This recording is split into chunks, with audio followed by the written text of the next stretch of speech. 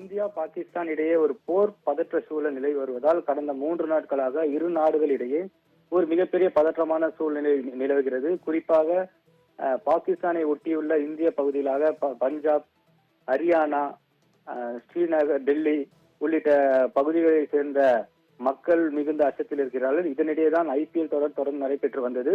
இந்நிலையில் நேற்று தர்மசாலாவில் இமாச்சல் பிரதேசத்தில் உள்ள தர்மசாலா கிரிக்கெட் மைதானத்தில் டெல்லி பஞ்சாப் இடையே போட்டி நடைபெற்ற நிலையில் பாதியில் நிறுத்தப்பட்டது. ஏனென்றால் பாகிஸ்தானின் தாக்குதலை இந்தியா வெகு வெற்றியாக தீவிரமாக தடுத்து நிறுத்திய நிலையில் போட்டி பாதியில் நிறுத்தப்பட்டு வீரர்கள் மற்றும் ரசிகர்கள் அனைவரும் பாதுகாப்பாக வெளியேற்றப்பட்டனர். இந்த நிலையில் இன்று நடைபெறுமா, இன்று முதல் ஏற்கனவே திட்டமிடப்பட்ட IPL போட்டிகள் தொடர்ந்து நடைபெறுமா, லீக் ஆட்டங்கள் நடைபெறுமா என்ற ஒரு கேள்வி இருந்தது. இதற்கு மதியம் BCCI தரப்பில் ஒரு அறிக்கை வெளியிடப்பட்டது. அதில் எஞ்சிய போட்டிகள் இதுவரை 58 லீக் போட்டிகள் நடைபெற்றுள்ளன. இன்னும் 12 லீக் போட்டிகள் நடைபெற உள்ளது.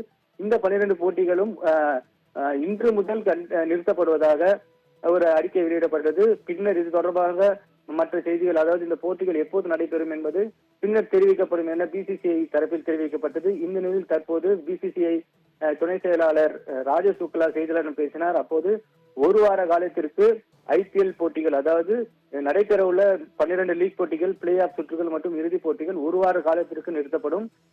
பின்னர் போட்டிகள் எங்கெங்கு நடைபெறும் என ஆலோசனை கூட்டத்தில் ஆலோசனை பண்ண பிறகு அது தொடர்பாக அறிவிப்பு வெளியிடப்படும் என ராஜேஷ் சுக்லா தெரிவித்துள்ளார். கூடுதலாக அவர் ட்விட்டரும் BCCI தரப்பில் போடப்பட்டிருக்கிறது. நமது ராணுவ வீரர்களுக்கும் தேச மக்களுக்காக BCCI துணை நிற்கிறது. அவர்களை பாராட்டுவதற்காக BCCI ஒரு அறிக்கையை வெளியிட்டிருக்கிறது. அதில் தேசத்துடனும் ராணுவத்துடனும் BCCI தரப்பு எப்போதும் துணை நிற்கும், அவர்களுக்கு ராயல் சல்யூட் என தெரிவித்துள்ளது.